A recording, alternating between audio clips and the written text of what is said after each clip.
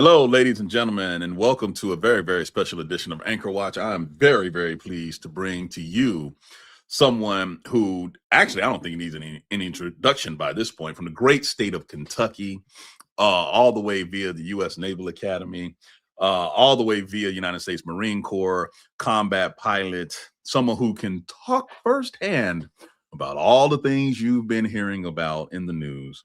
Lieutenant Colonel retired Amy McGrath. How are you doing today? Hey, great to be with you. There's not much going on in the news, Bobby. I mean, I don't know. How much we're gonna be able to talk about it tonight. I'm telling you, I hope it's the hour where you have something a little bit in your glass, because this right here, ladies and gentlemen, is about to be a real frank conversation about things at sea and people talking all this noise who have never done it, and I'm beside myself. Let me get your first thoughts on this, Amy. When you heard about what was going on USS Abraham Lincoln, what were your initial thoughts as someone who's, I don't know, deployed and done that as a combat pilot on an F-18? My initial thoughts were that there's always two sides to a story. I didn't want to jump to the conclusion that, the USS Abraham Lincoln was somehow poorly run or anything. I just don't believe that. The commanding officer there and the officers there and the leaders are doing everything they can under really tough conditions. That said, it wasn't surprising to me because of the operational tempo that these sailors have been dealing with for the past 200 some days. And, I think that lost in the sauce here is the people need to know the sailors of the Lincoln, they're not failing. They are working their butts off. And the system right now is kind of consuming more readiness faster than the Navy can keep up. The Navy is under strain. And we're going to talk about that tonight.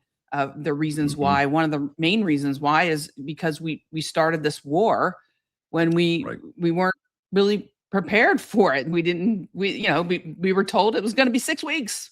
And we lost some bases along the way in the Middle East. And, that's where we're at. And our sailors are suffering, but they're working their asses off to get through it.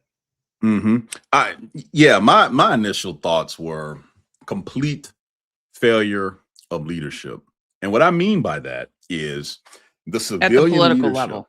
Yes, at the political civilian level, lacking the basic understanding of maritime operations, lacking the basic understanding of strategic placement, and not even remotely asking the question about logistics to support a sustained operation.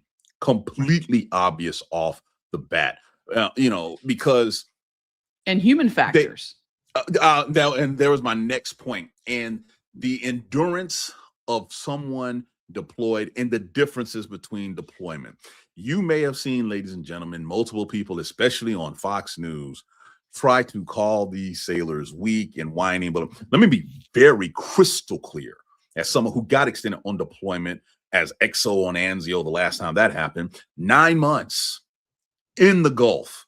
Okay, this stuff wears on you mentally, especially the watch sections that they're in, Amy, port and starboard. For those who don't know, that's like either 6 on, 6 off, or 12 on, 12 off, and still have to do your regular job. And if you're on the flight deck, and the heat, the pavement, it's 120 something degrees for hours. And then when you go to sleep, your rack where you sleep is usually underneath the goddamn place where the jets are landing, right? They're coming down on you. It's you like, get used to that. Exactly. And so to explain this to land lovers, I see now why Navy people say land, because they don't know. The guy who went on the rant, who, I'm sorry he had his legs blown off in Afghanistan, talking about that's the job. Okay, cool. World War II, the longest deployment any ship went on deployment without touching a port was 72 days. They're now 3 times that length and doing combat operations in a much more sophisticated fight. But you got the nerve and actual audacity to call them weak? Get out of here. Yeah. It's the dude who's never served. What people have to understand is this is not a matter of like I'm strong or I'm weak or any of that bullshit. The human beings those sailors are a weapon in itself. You wouldn't not maintain your weapon, whether it's a sea whiz or an aircraft or something. Human beings are part of the weapon system, a big part of the weapon system, and that human factors matter, and that there's always stresses of being on a deployment, but this is much different. It's a longer deployment. It is a higher, what we call op tempo, which basically means it's harder than any deployment. So longer and harder. And it's bigger than just, oh, I don't have fresh lettuce. You know, these sailors are under enormous stress. Their deployment was supposed to end in May. It's record setting for the most uninterrupted time at sea. That means they never get a port call. They never get a break. Okay. And that hurts. It's very stressful. They're dangerous ops, as you said, challenging living conditions. The burnout rate is enormously high. And another worry that I have is the long-term readiness, not just what's happening on the Lincoln right now, but we're going to lose a lot of people because of this. You get to the point where you're degrading the force that you need for the next mission. We call retention, right? Because people are going to say, wow, do I have to go through another deployment like that? Yep. That's you're dead on accurate. And this is once again having strategic foresight and vision beyond 3 weeks, right? The other thing that I need people to understand about being at sea, and I don't know how to convey this any more than this. I'm going back to the Fox guy, the combat infantry officer, etc. Understand something. There is no camp, no green zone that you can go back to, right? Look, as a sailor, I did an Army job back when they did those individual augmentees. I was in sub-Saharan Africa, in Liberia, right after their civil war. And I knew there was a place that I could eventually go back to when my patrol was done and get covered up and protected. When you are out at sea, the environment itself is dangerous. Period. You can be getting trailed by a sub. You can have anybody come up to you in the middle of the night. So you're always on watch and you're always on edge. Now imagine that environment for 200 plus days without break. You have sleep deficits that create a sleep debt that you never recover from until the deployment is over. There are so many things that factor in that they don't think about. Even when we go to anchor. Important. The name of the show is Anchor Watch. You know why, ladies and gentlemen? Because when a ship drops an anchor and it's not next to a port, it's dropping an anchor, that anchor itself can drag. And you can wake up the next morning and the ship's completely in a different location because of currents. So you have someone who sits in the middle of the night and just looks at the anchor chain go down. Literally. But these guys who've never stepped, Army, I've had a couple of Army people on a ship at one time with me, and none of them lasted more than 3 days before they threw up. Because they were seasick. None of them. That's why they're in the Army. I'm not surprised. Don't have it. So, hell, we get Marines. No offense to your service, but we get Marines the first week to acclimate.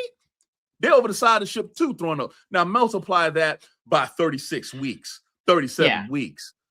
I can't with these. There's no reason to say anything other than kudos to the folks who are out there. But I actually want to get your take on something.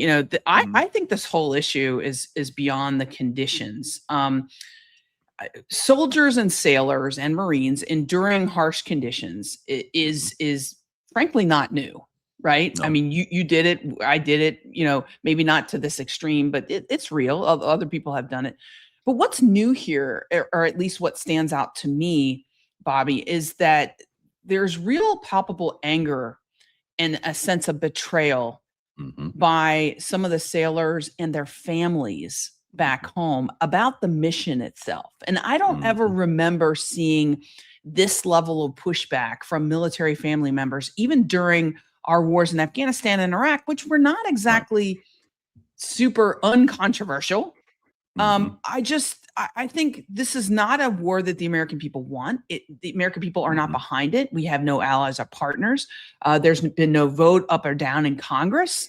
Our strategy and our goals seem to change. They're all over the place based on whatever Trump puts out on Truth Social. And if we are seeing that, the families are seeing that too. And their loved ones are out there working their ass off, suffering, you know, and they're angry. They are. And I can tell you, based on conversations I've had with people still in, exactly why. There is a sense of real betrayal, because you got to understand something. Sailors, Marines, all of our service members, but those two in particular, because we always go out and come back 9 months, 8 months. We don't know what the mission is. That's exactly Justice Work. Yeah. We were never told what the mission was. Then when they came up with whatever reasons or whatever, they did not hold water, and to see our allies leave. But most importantly, you're not giving us an end state, an end goal, a reason to be out there, and you keep moving the goalpost. So we're suffering and sacrificing, and no one can tell us why. That's why people are pissed. Right. GWAT, hey, we knew that we saw buildings fall. We saw the Pentagon blow up. We knew why we went to Afghanistan, and they connected it to Iraq. Fine, it was loose, but you still had a central reason, because you may have known someone in New York that went through what they went through, right? We woke up at the end of February like, what the heck is this all about? What are we doing? The president gives a State of the Union address, and 48 hours later, we're attacking Iran without any real strategy. And when service members and their families see that the overall strategy or the purpose of this appears to change daily at the whim of one man on Truth Social, and they see crazy tweets like, we control the Strait of Hormuz when we don't. And they say, see things like, we're going to make the Strait of Hormuz a U.S. territory. And they see that. And at best, that doesn't give military families a warm fuzzy that we know what we're doing here. And at worst, many feel betrayed. And they've been willing to step up and say so in the middle of a deployment. That is new. That is new. It is. And again, I'm going to say this again. This is not some generational thing. This is not, the whole, baby boomer generation, like, oh, suck it up, blah, blah. Okay. This is coming from the first generation to sit there and protest the draft. I'm not having it. The reality is we got young people, 19, 20, 23, 24, families having children, and families don't know when the father is coming back home because you literally decided to do this over a weekend in Mar-a-Lago based on not American intelligence, another country's intelligence. And you're mad that the rest of the world did not jump on board with you for some glorious thing. So what do? You leave military power in place until there's nothing else left. And that the sailors have to absorb this on your behalf is why they're pissed, because they're not stupid. Because I can tell you right now what's going to happen, Amy. They're going to get back to San Diego, Abraham Lincoln, and the small boys, the escorts with them. Everybody's focused on the 5,000 member ship. You have the escorts that are only 500 feet long on much tighter spaces that haven't pulled in either. They see the same exact spaces every day, more so than a carrier. They're all going to pull into San Diego. And if Hegseth is still freaking SecDef, we'll see. Or President Trump himself may show up there to sit there and tell him what kind of a great job that they did. And I'm going to tell you right now, none of them said it's going to give a damn. They're going to be like, get off the ship so we can put down Liberty Call and get the hell out of here. Yeah, that's what he did with Ford. And they're going to do it again because they're going to try to stop the stories that we know that are going to come out. And they're going to come out. I just think families who are normally very supportive are openly questioning why their loved ones are being put in harm's way, and what's the strategy, what's the end state, why did we start this war? And I do think that's new, and what this story is kind of centered around. But you know a lot about logistics, and you've talked about this for a while, all the way back when this war began, because a lot of us that had done, like myself, that had done dozens of war games on Iran, knew that despite what Trump and Hegseth said, this wasn't going to be a 6-week deal. And I feel like military families right now who are who may have family members out there are looking at this and are saying, do we have competent leaders at the top that prepared for our forces to be there for the long term? What do you think? I'm going to tell you right now, my answer is no, and it's not just as simple as the civilian leadership. Let's back up to when Hegseth took over as Secretary of Defense. He changed the name to the War Department, whatever, but he has removed over 40 generals and admirals, either fired them or forced them to be retired. That is a huge amount of subject matter expertise that he forced out the door. That's number one. Number two, when you look at his civilian people that he has around him, chiefs of staff, secretaries of the actual departments, they also lack the prerequisite knowledge to understand basic stuff that me and you, who got to just 05, understand. Okay. This is where, I had 3 jobs that directly deal with this scenario. Number one, I was at Missile Defense Agency. I was the war games planner for Central Command, for CENTCOM. So I would go once a quarter over to the Middle East and help them set up their games and their air defense. So I knew what the architecture was, blah, blah. I was like, this is not going to be good if this happens. Number two, I was also the executive assistant, the EA, to Military Sea Lift Command Actual, the commanding officer of all of our logistics ships in the Navy.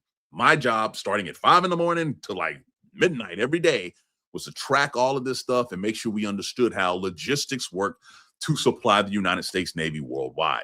And then number 3, as commander of Task Group 56.7, if you Google it, you will see that, hey, our job is to keep the Strait of Hormuz open with these gunboats. I was in charge of those gunboats. That's what that big sign in the backboard was for. So I'm uniquely qualified to talk about this. So back in February, the morning that this happened, I was on with Susan here on Lincoln Square, and I said, this is going to go horribly. All right. And then in March, April, I'm sitting there saying the bases are gone. We have no logistics. What does that mean? That means we cannot sustain a fight in the area on our terms. And you know this. What's that term called? The distance, well, it's the tyranny of distance. So there it is. But how do we get here? I mean, Hegseth covered up that the main supply bases in the region were damaged or destroyed. That's how we got here. People, our Navy, this is needs to be resupplied, and we have these bases everywhere around the world. In the Middle East, it was Bahrain, UAE, Oman, and those bases were damaged or destroyed, and so we had to shift our supply bases outside of that region. And that's where you get in the tyranny of distance, right? Because you're bringing now food and supplies from places like Diego Garcia or Singapore, which are like, I mean, look at that, man. Thousands of miles away. Thousands of miles away, which means now if you try to do fresh food, the staying power is not there. Right. So there's no sustainability. All of our logistical support for the Middle East was inside the Strait of Hormuz in the actual Gulf or the Red Sea. And what did Iran, and I'm going to use the word brilliantly, do? They destroyed the bases inside the Persian Gulf and then had the Houthis shut off the Red Sea. Basic 101 war gaming type stuff. And now you've got to figure out a whole new logistical hub of how to do it. Now, granted, over the course of 30 years, we have gutted our logistics hub because we had these bases. That was a strategic decision we made. But if you cannot defend those bases and you're relying on them to supply your actual force, we have a problem. Within 48 hours of this thing kicking off, I saw a video that people put on social media, because you're right, Hegseth denied it, of Bahrain being blown to bits. My office being blown to bits. UAE, my other offices, blown to bits when I was in command there. Okay. I said then, this is going to go terrible. And the fact that they have not acknowledged this until now, because now they're acknowledging, they're leaking it out. But most importantly, they had no plan B, Amy. Right. And this is where the war games come in. If you have leaders that have actually done things at what we call the strategic level, not the tactical level that Hegseth has worked at his whole entire life, and even that not well. But supply disruptions are real. And so what was the sustainment plan for when the operation that everybody thought was hoped was going to be 6 weeks turns into 6 months? And your bases that normally supply your ships and your personnel in the area are now taken out. That's kind of stuff that happens in war games that you talk through and you really, and it's part of it. And it's why it's so important to have leaders that have actually done these types of things at that level so that we don't make these mistakes, or we don't just say, oh, Mr. President, we can do this. Sure, we're gung-ho, we can do pull-ups, we can do anything, and not tell them what's going to happen here, what's likely to happen. And you bring up a good point about the plan B, the strategy level. And so what folds into strategy is diplomacy, because you need allies. Your plan B should have been allies. But when you go out of your way to tariff them, 100%. talk trash about them, and not understand that you may one day need them, now you're mad that they're not showing up and you got no plan B. You can't. You're mad at Korea, South Korea. You're mad at the UK. You're mad at all these people who've been with us basically since the end of World War II and beyond, because they don't want to support your strategic vision of dominance, right? But you can't even you can't even go to the Strait of Hormuz right now and clear mines if they let you, because you don't have any minesweepers anymore. You decommed them. Your administration. That's another piece. That's another piece. Yeah. Guess who you got to go to get those? France and the United Kingdom and Japan. All these people who, last I checked, the Japanese prime minister said she won't even set foot in the United States ever again. Last I checked, you just pulled South Korea's freaking air defense systems to move to the Middle East, and you just canceled. We're not making any other friends in the area, any other partners, and we have, given some of those capabilities, or handed some of those logistical capabilities. They're not necessarily sexy. We like the lethal stuff. We're Pete Hegseth, lethal America. Lethality. So the problem with that is, when we don't have allies and partners, it hurts.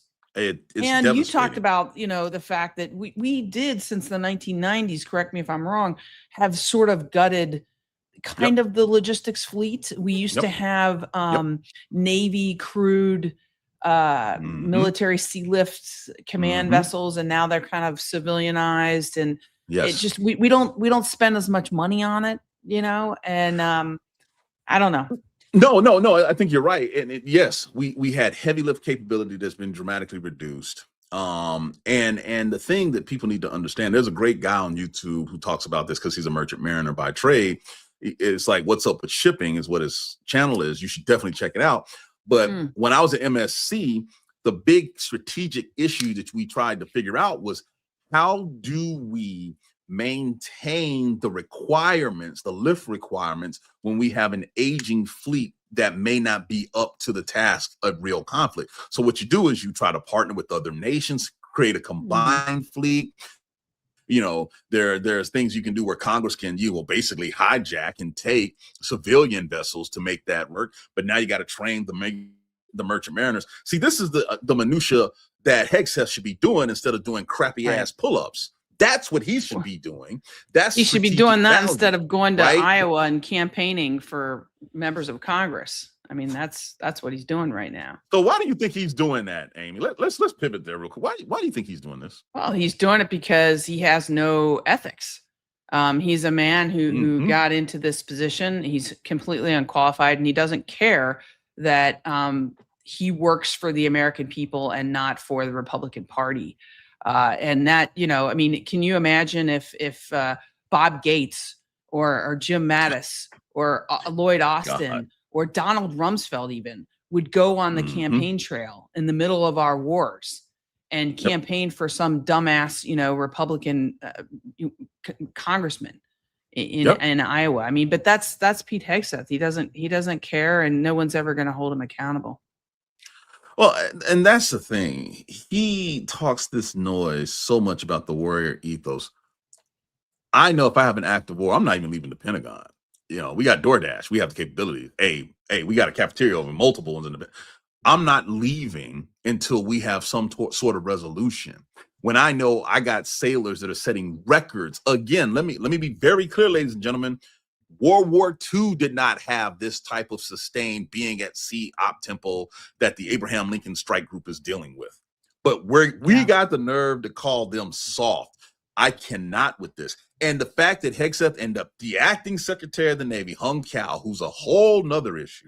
And those of us who went to boat school know this guy and this dude, the blatant disrespect by not acknowledging what your sailors are going through shows that you should not be the leader, period. Well, the commander-in-chief said that their deployment wasn't long enough. I thought that was AI when I first saw that. And then I got that verified only to find out that he actually said the 5-time draft dodger has the audacity to sit there and set what a real deployment should look like. Are we serious? And I asked all the MAGA people out there, the ones that, wear the American flag in the most disrespectful ways I've ever seen because they want to have a flag on them. Is this your king? Is this your king? You know what I'm saying? Because obviously, if you support the troops, how can you support that statement? Yeah. How did they reconcile that, Amy? I don't know. I don't know. I mean, it just shows a profound disconnect with what's going on. I mean, he may be the commander in chief. He doesn't know shit about what's going on. To say that, I mean, what this is also sharing with the nation, and I think this is really important, is the Navy is really strained right now. We have, to execute a blockade, you need 2 to 3 aircraft carriers doing ops all the time. We only have so many, and this as a SWO, it's like what is it? It's like 3 to 1 or 2 to 1. Yep, 3 to 1. Can't remember, but it's 3 to 1 where you need somebody deployed, a ship deployed. For every ship deployed, there's a ship training to deploy, like actively out at sea, but training. And then there's a ship, in maintenance. And then there might be one in deep maintenance, which is like, And so exactly all of that stuff is really important to sustain the actual ships themselves, not only the ships themselves, but the people, Yeah.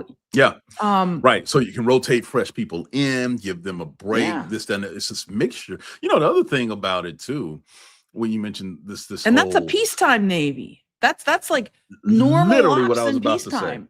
Right. And now we're ramping it up, telling them, oh, stay out there. Everybody stay out there, which is, I guess, okay, except for Congress didn't do anything with this war. Like, the American people don't want this war. We're not prepared for this war. I mean, it's just like, what the hell are we doing? It's funny. I've compared the Gulf War in 91 to what we're dealing with in 26. And everywhere we zigged in 26, we zagged in 91.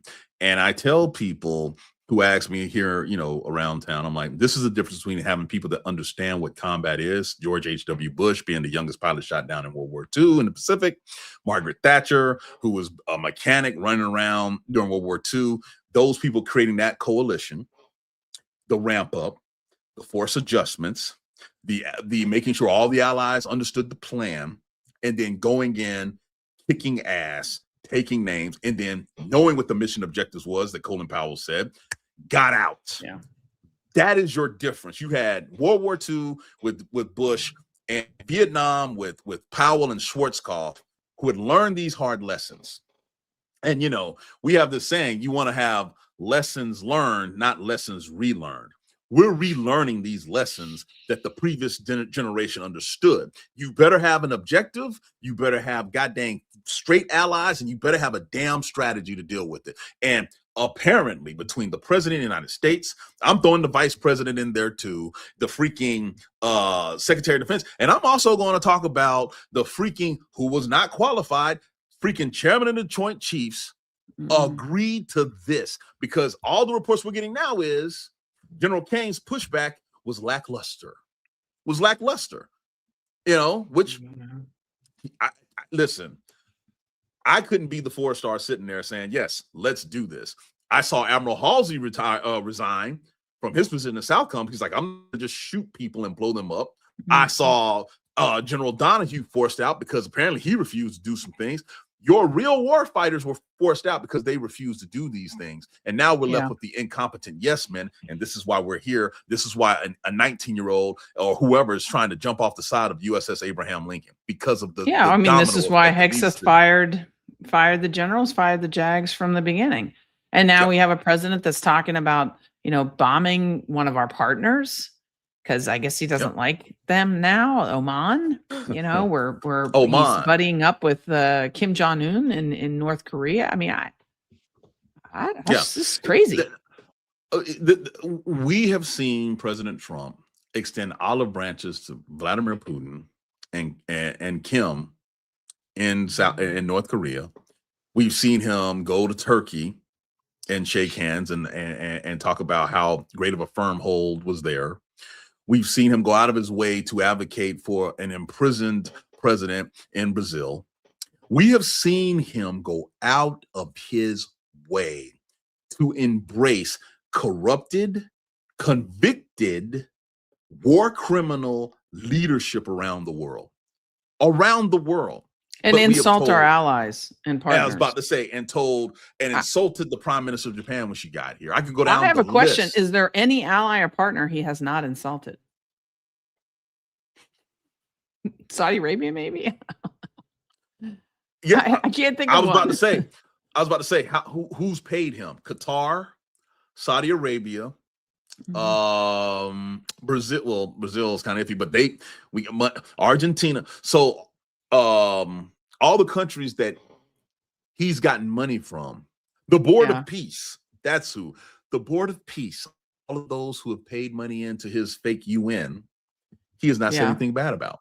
But the ones that, I don't know, actually fought under the United Nations banner with us in World War II and Korea and this and other, to include our closest neighbors in Canada and Mexico, all insulted repeatedly.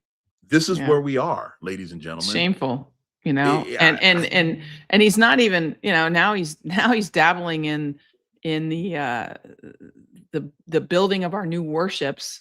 First it's the Golden Battleship that he's got to add into the budget, and now he wants to change the Ford class carrier that's already being built, in which we already have one that works, that's out there, and to the tune of billions of dollars and people need to know they don't need to do this. This is going to make that ship worse.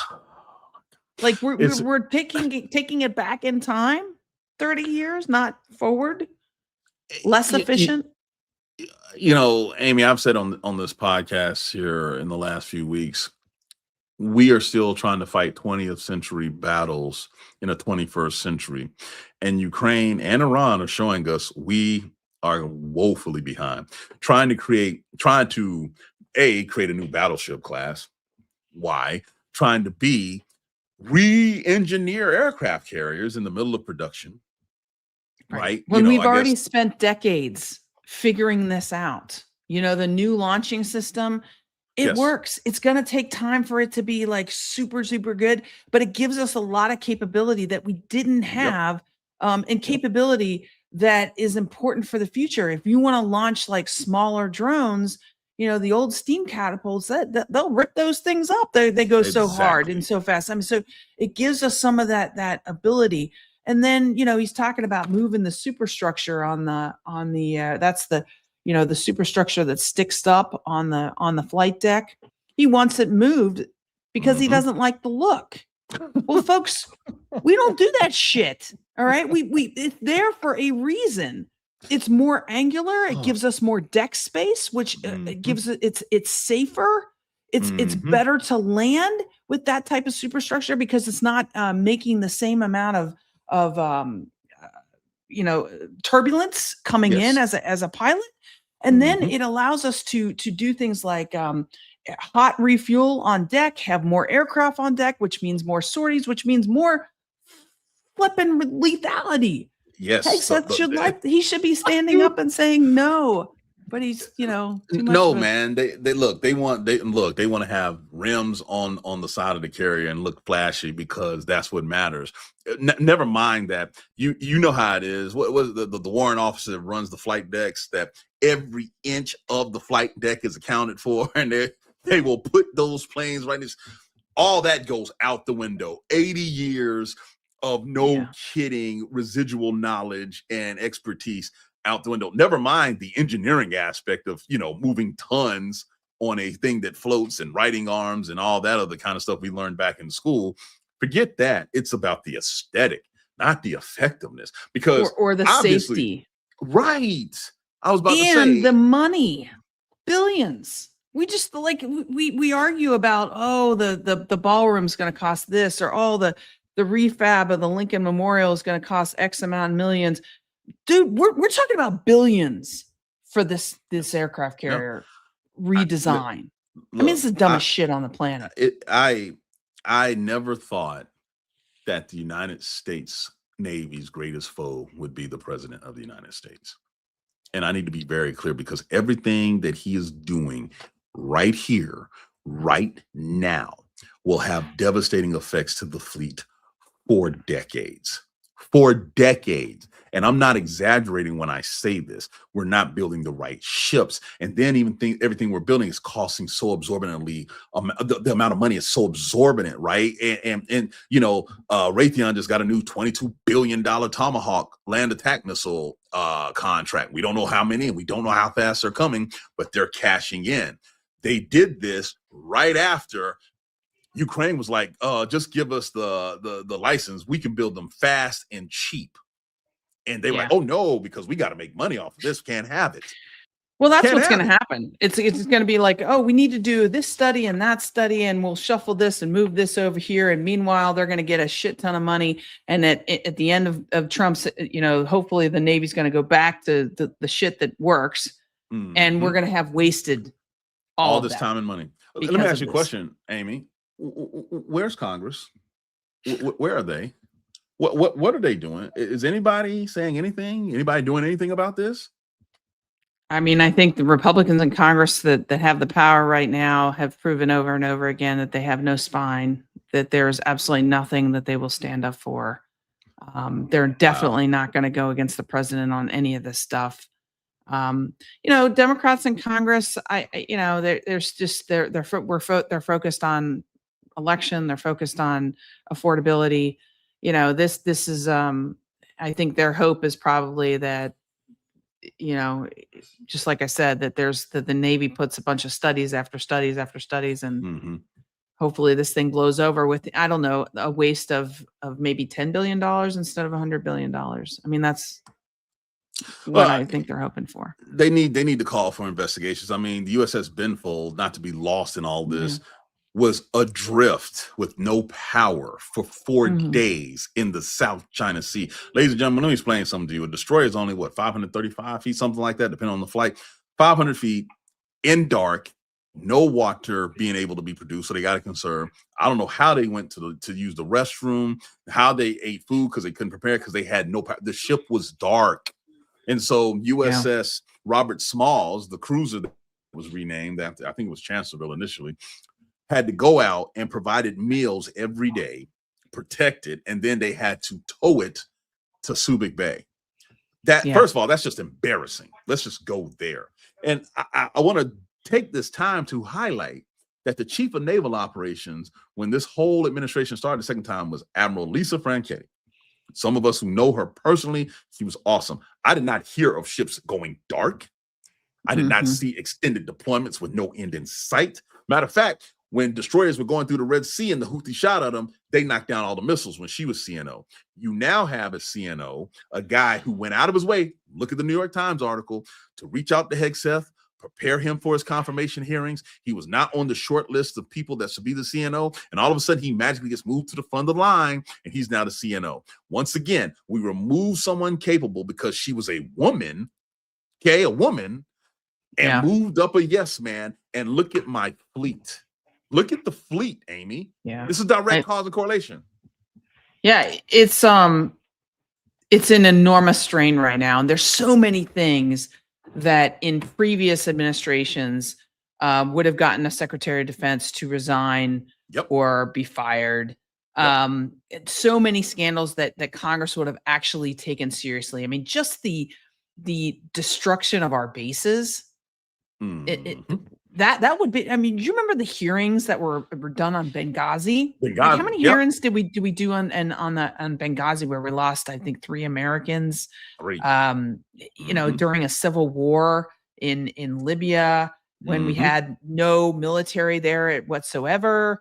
How many hearings did we have on that? And yet we lost 18 service members. We have our bases are destroyed. The Secretary of Defense has lied about the operation. He called it a total victory. He said Iran was decimated. Then weeks later, we see our military members being killed by missile and drone attacks. He's lied by saying the Strait of Hormuz is open. It's not. He's lied about munition stockpiles. He's, you know, encouraged the military to perform what would be considered war crimes. He's covered up the casualties of this war in terms of injuries. He's now covering up the conditions on U.S. Navy ships in the region. I mean, there's so many things that any one of them would have been a series of hearings in any other administration. They grilled Hillary Clinton. It was like ping pong between the House and the Senate, and how many times she had to sit down in front. And all that you just listed right there. And where's Hegseth? Iowa, in a personal capacity, campaigning. Are you kidding me? He needs to be removed from office as fast as possible. And the Republicans, in my humble opinion, if they want any hope of trying to hold anything in the midterms, need to be the ones that lead it, to show that they can police themselves. Because right now, you look at these polls and stuff, the American people, they're like, y'all are the problem. Y'all are the problem. And if I'm wrong, tell me I'm wrong, Amy, but I don't see how they can escape the accountability piece of this. I mean, I think that's why Trump's numbers are in the tank, and the Republican numbers are in the tank with them, and they deserve it, you know. And in terms of Hegseth, I mean, I thought he would be a disaster from the start. That's why I wrote an op-ed that said when he was about ready to be confirmed, that please don't confirm this guy. It's going to be terrible. And you can talk about, you know, the silly stuff like the pulling down of the photos of diversity in the force, and the you know, the ridiculous tweets, and the ridiculous dressing down of the admirals and generals at Quantico last year, or the firing of the generals and blocking the promotions of women. All of that stuff hurts our force, and we can talk about that. But the biggest problem is his incompetence. Yes. Okay. All that other stuff, it's important. We can have a good podcast on it. But here, at the end of the day, he sucks at the big things. And he sucks because he urged the president to start a war that had no strategic goal. And he doesn't understand strategy, and he's never done a war game on Iran. And that is what makes him shitty. Yeah. Sorry. No, I agree. No, look, we have endured plenty of jerks in military history that were very damn good at their job. Very damn good at the job. But if you're not competent, you're just a jerk. And what we have is a jerk leading what was perceived to be the most powerful military in the world. And this is something that I've told some kids that are in JROTC and stuff like that. You know, when they say, well, doesn't matter who the leader is, leadership matters, because you can have the most powerful force in the world.